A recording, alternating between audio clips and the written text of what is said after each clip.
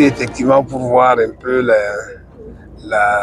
les différents projets qui sont exécutés à Ouagadougou. Notamment le premier, c'est l'élargissement de la RN4. C'était une promesse faite par le président de la transition, le capitaine Traoré, Ibrahim. Et ainsi, on a lancé rapidement ces travaux et nous avons constaté sur place avec vous que les travaux avancent. Vous avez dû visiter même un peu la carrière de l'entreprise et aussi le site de production des préfabriqués pour les caniveaux. Alors, il faut se dire que bon, nous pensons que ça va, ça avance. Alors, le cri de cœur que nous voulons lancer ici aussi, c'est beaucoup plus les concessionnaires, notamment la Sonabel, l'ONEA et l'Onatel.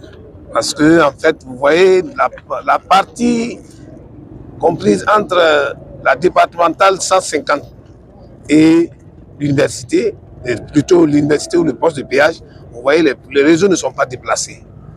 Vraiment, nous leur demandons de venir le faire urgemment pour pouvoir faire avancer les travaux.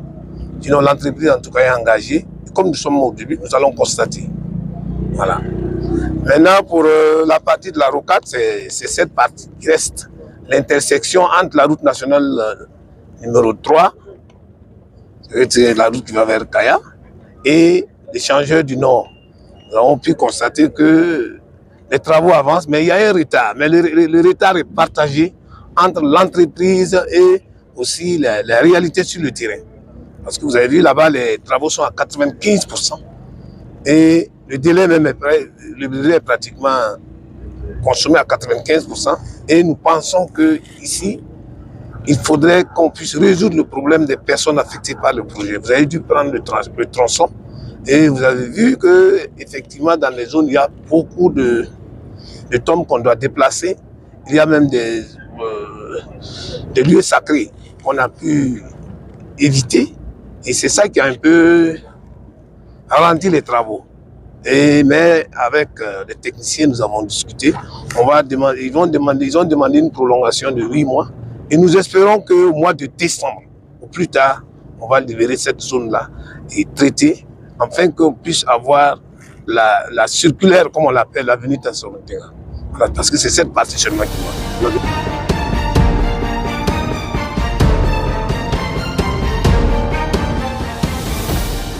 Ici, nous sommes sur le chaînon manquant de la rocade, c'est-à-dire le boulevard de Tanksora.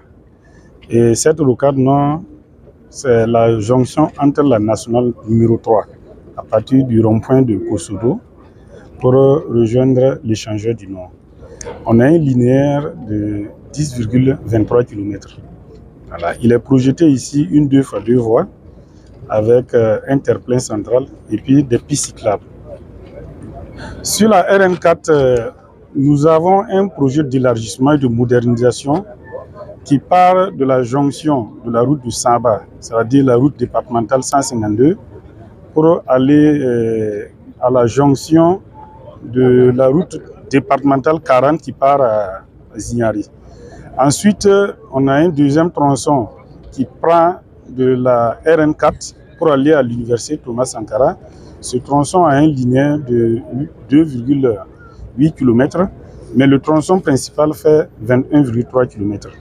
En plus de ce tronçon, nous avons des voies connexes dont le linéaire total est autour de 12 km, y compris la voie de l'ENAM sur laquelle on a démarré ce matin notre mission.